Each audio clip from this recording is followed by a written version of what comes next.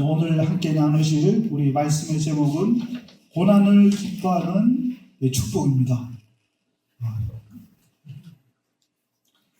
사도 바울은 세상에서 고난을 피해야 될 주주로 여기는 세상인데요. 그러나 사도 바울은 완전히 다른 길을 걷게 되었습니다.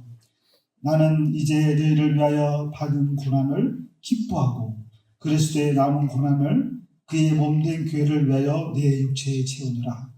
그리스도 안에서 거듭나면은 고난의 의미가 변화되는 줄 믿습니다. 즉 하나님의 나라를 위하여 살기 때문입니다. 즉 삶의 목적과 의미가 완전히 다르게 해석되어지기 때문입니다. 바울의 고난은 교회와 성도들을 사랑하고 섬기는 가정에서 겪는 거룩한 고통이었습니다. 그리스도의 고난에 참여하는 것, 이것은 그에게 있어서 완전한 기쁨이요 그 무엇과도 비교할 수 없는 고귀한 믿음이었습니다. 우리 사랑하는 성도들을 위하여 예수님께서 기뻐하시는 십자가를 지시는 것과 동일합니다. 그러므로 사도 바울은 그리스도의 마음을 가진 자였습니다. 골로새서 말씀은 사도 바울이 옥중에서 기록한 서신입니다. 심지어 사실 골로새 교회는 우리 사도 바울이 개척하지도 않았습니다. 그럼에도 불구하고 사도 바울이 이 교회를 향한 사랑과 사명의식은 다른 교회의 비결보다 더 절정하지 않았습니다. 바울에게 있어서 교회는 그리스도의 몸이지 본인의 소유물이 아니었기 때문입니다. 교회를 향한 남은 고난, 골로새 교회를 향한 그의 마음이 구구절절하게 들어있습니다. 그리스도를 사랑하기 때문에 교회를 위해서 고난을 감수할 가치가 충분했기 때문입니다. 그러므로 사도 바울에게 있어서 이 고난은 기쁨이었습니다. 우리 먼저 첫째, 직분을 따라 하나님의 말씀을 이루려 합니다. 내가 교회의 일꾼 된 것은 하나님의 교회를 위하여 내게 주신 직분을 따라 하나님의 말씀을 이루려 합니다. 직분은 곧 하나님의 말씀을 이루는 수단이자 통로로 사도 바울은 자기에게 인식했습니다. 즉 직분이 있어야지만이 헌신의 도구가 있기 때문입니다.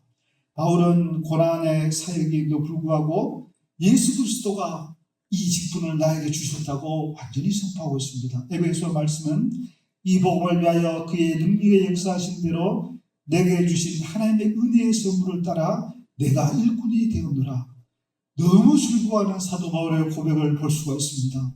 그는 잠을 잘 때도 일어날 때도 길을 걸을 때도 어떻게 하나님이 나에게 이런 일꾼의 직분을 주셨는가 너무나 즐거웠습니다. 디모데 전서에는 나를 능하게 하신 그리스도 예수 우리 주께서 내게 감사함은 나를 충성되게 여겨 내게 직분을 맡기시니라. 하나님의 아들이 나에게 직분을 직접 주셨습니다. 천지와 만물과 모든 것이 그가 없이 된 것이 하나도 없는 그분, 정말 왕 중에 왕이요 황제 중에 황제요 모든 것의 주인이 되시는 그분이 나에게 이런 영광스러운 직분을 주셨구나. 그는 하나님께 인정받았다는 기쁨이 가득했습니다. 사람이 마땅히 우리를 그리스도의 일꾼이요 하나님의 비밀을 맡은 자로 여길지어다. 그는 이 그리스도의 비밀을 내게 주셨다고 저는 너무나 기뻐했습니다. 우리 마슬로 욕구 단계 이론을 잘 아실 텐데요. 먼저 생리적 욕구가 있습니다. 먹고 자고 하는 그 생리적 욕구. 그 다음에는 안전의 욕구. 먼저 목숨이 경각에 달리면 안 되지 않습니까? 세 번째는 이제 소속의 욕구. 정말 자기가 좋아하는 자기가 프라이드를 느끼는 그 소속. 그리고 그 안에서 존경받는 것. 마지막이 자아실현의 욕구. 인간의 궁극적 소명은 자기의 인생의 삶의 가치를 진실하게 느낄 때만이 모든 만족이 해결됩니다. 사도 바울은 이 모든 과정을 거치면도 마지막에는 자아실현 욕구 하나밖에 없었고 안전하지도 않았고 배고프고 힘들고 인정도 세상 못 받았습니다. 그러나 마지막에 그리스도와 함께 하시는 그 놀라운 기쁨이 있었기 때문에 그 맛을 욕구한 게 이를 완전 무색하게 만들어버렸습니다. 우리 존 스토트 목사님도 하나님의 말씀은 수고의 땀방울 속에서 분명히 증거된다고 했습니다. 하나님의 말씀은 보이지 않습니다. 그러나 우리의 삶을 통하여서 우리의 헌신을 통하여서 증거되는 놀라운 새로운 방법인 줄 믿습니다. 마틴 루터도 말씀이 살아있는 바로 그곳에 하나님이 주신 고난이 있다고 했습니다. 저주가 아니라 영광스럽고 행복한 고난이 남습니다. 토조 목사님도 말씀을 맡은 자에게 하나님 편에 서서는 대가를 치르게 된다고 했습니다. 하나님과 함께하는 고난은 하나님의 존재에 대한 증거로 나타납니다. 그 하나님의 말씀이 이루어지는 것입니다. 우리 성도님들이 이날 때까지 이룬 모든 삶의 여정은 바로 하나님의 말씀이 육신이 되어 우리 가운데 임하신 예수님이 증거되는 통로인 줄을 믿습니다. 우리 둘째로 성도를 그리스도 안에서 완전한 자로 세우려 함이니라. 우리가 그를 전파하여 각 사람을 권하고 각 사람을 그리스도 안에서 완전한 자로 세우려 함이니라. 그리스도 안에서 성도님들을 완전한 자로 세운다. 즉 예수님의 좋은 제자로 세우고자 그는 불철주야 노력했습니다. 우리 에베소서는 우리가 다 하나님의 아들을 믿는 것과 아는 일에 하나가 되어 온전한 사람을 이루고자 한다 했습니다. 우리 성인 도덕 분자를 말하는 것이 아닙니다.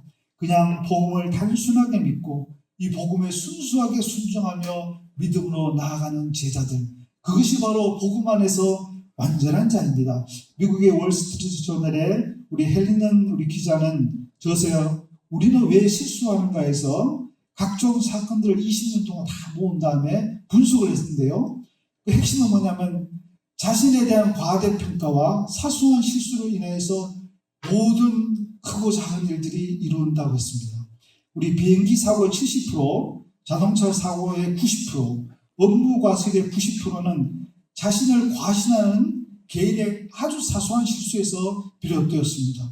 우리의 삶에 가장 사소한 것부터 하나님께 물어야 되는 이유가 증명된 것입니다. 그러면 실수를 줄이기 위해서 우리가 무엇을 해야 하는가? 완벽하게 지킬 수 있다는 망상을 버려라. 둘째, 겸손하게 배우라. 셋째, 서로의 부족함을 도와주며 서로를 도우라. 우리를 도우시는 성령님이 계십니다. 그리고 우리를 위해서 서로 기도하는 중보하는 우리 성도님들이 있습니다. 우리는 그리스도의 완전함을 사모하는 것이지 우리가 완전하게 되려고 하는 것은 아닙니다. 우리 고레표 목사님도 그리스도와 하나 된 그 사람이 바로 온전하게 세워진 사람이라 했습니다.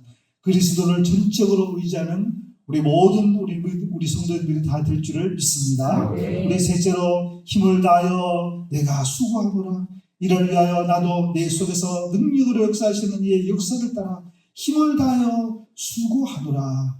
사도 바울의 헌신은 인간적인 것이 아니었습니다. 그는 그리스도와 동행하는 기쁨의 여정을 힘차게 나아가고 있었습니다. 고린도전서의 말씀에 내가 나의 나 된 것은 하나님의 은혜로 된 것이니 나는 모든 사건보다 더 많이 수고하였으나 내가 아니요 오직 나와 함께 하시는 하나님의 은혜로라.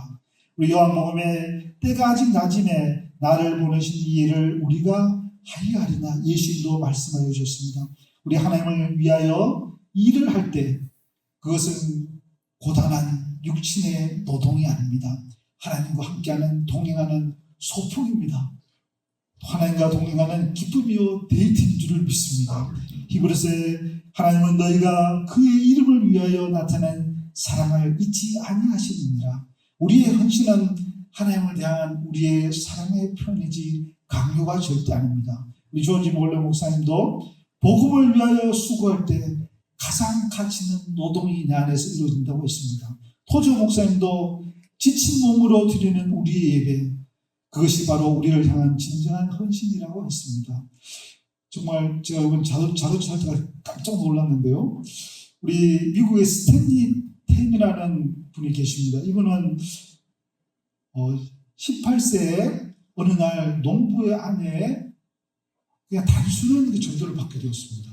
이때 미국이 대공황 시절이라 가지고 굉장히 힘든 우리 시절이었는데요. 농부의 아내의 전도를 받고 나서 그는 곰곰하게 생각했습니다. 근데 그 말씀을 생각할 때마다 그 마음속에 성령께서 교회를 가라 하시는 거예요. 그래서 그는 고민하다가 6주 만에 드디어 교회를 가게 되고 그곳에서 말씀을 듣고 거듭나고 예수님을 영접하게 되었습니다.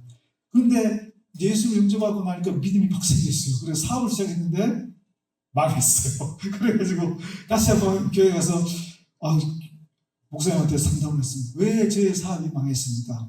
우리 목사님은 우리 마태복음 우리 14장 말씀에 우리 베드로를 향해서 예수님이 풍랑에서 오라 했잖아요. 나갔어요. 근데 무서워서 빠져나갔죠. 그래서 믿음이 적은 자여 왜 의심하였냐 이 말씀을 듣고 나서 내가 믿음이 적어서 실패했구나를 깨닫게 되었습니다. 그리고 믿음을 위해서 다시 기도하기 시작했습니다. 그는 어떤 믿음이 생기냐면은 나의 인생의 절반 이상을 하나님께 드리면 하나님 나의 인생의 소유권을 절반 이상 가지고 계시니 그러면은 하나님이 나의 인생을 기능할 것인가 아닌가 이런 생각하게 되었습니다. 그래서 하나님 가서 나의 삶의 11조가 아니라 5.1조 그러니까 나의 51%를 하나님께 드리고자 하는 소원을 하게 되었습니다. 정말 절박하지만 단순한 믿음의 기도였습니다. 어떻게 됐을까요? 대성공을 했습니다. US 플라스틱이라는 이 회사를 세웠는데요. 정말 대성공을 하고 승승장구를 하게 되었습니다. 그때 하나님께서 자기 인생에 개입하신다는 확신한 믿음을 가지게 되었습니다. 그리고 안 되겠다, 다 드려야 되겠다 생각해서 나머지 49%의 지분도 하나님께 완전히 다 드렸습니다. 그리고 제너러스 기브라는 하나님 교회와 복음단체와 그리고 본인의 사업을 완전히 하나로 묶어버렸습니다. 그래서 자기의 지분은 하나도 없고 오직 자기의 사업의 모든 것을 복음사역을 위해서 사용하게 했습니다. 정말 인생의 단순한 그런 정말 비결이었거든요. 그런데 그곳에서 진짜 하나님의 기적이 나타났습니다. 그가 2023년 2년 전에 돌아가셨거든요. 언제 태어났다 그러셨죠? 1915년에 태어났습니다. 무려 이 사업을 80년 동안 지속했고 그는 100% 하나님의 품에 안겼습니다. 이것은 미국에서도 기적 같은 일이었고요. 그분의 삶을 통해서 수많은 자들이 하나님께 다 돌아오고 있습니다. 즉 말로 전도가 되는 것이 아니라 그 삶 전체를 통하여서 하나님께 드렸을 때 하나님은 말씀을 그의 삶을 통하여 이루셨습니다. 우리의 삶에 정말 우리의 삶을 통하여 성경과 같이 성경의 말씀이 이루어지는 줄을 믿습니다. 그리고 하나님께 드릴 때 하나님은 쉽고 거듭의 법칙에 의해서 30배, 60배, 100배의 결실을 이루신 줄을 믿습니다. 이 US 플라스틱의 모든 제품에는 복음이 들어갑니다. 그리고 통계에 의해서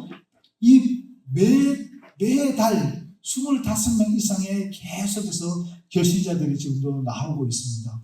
그래서 모든 선교단체들이 그리고 모든 복음 전문자들이 이분의 이 삶을 지금 굉장히 연구하고 있습니다. 저도 상사법 전공하는 사람으로서 이분의 이 삶의 스토리를 지금 추적하고 있는데요. 정말 우리의 삶의 경영과 기업의 경영 그리고 하나님의 경영하심이 절대 불리하게 생각할 필요가 없습니다. 하나님이 바로 우리의 주인이 되게 하시면은 하나님이 우리를 다스려 주신 줄을 믿습니다. 그래서 이 회사 정문에는 회사 이름보다 더 크게 이렇게 적혀 있습니다. 그리스도가 해답입니다. 정말 그리스도는 살아계시고 역사하시는 우리의 진리요 길과 생명인 줄을 믿습니다. 우리 다 함께 기도드리시겠습니다.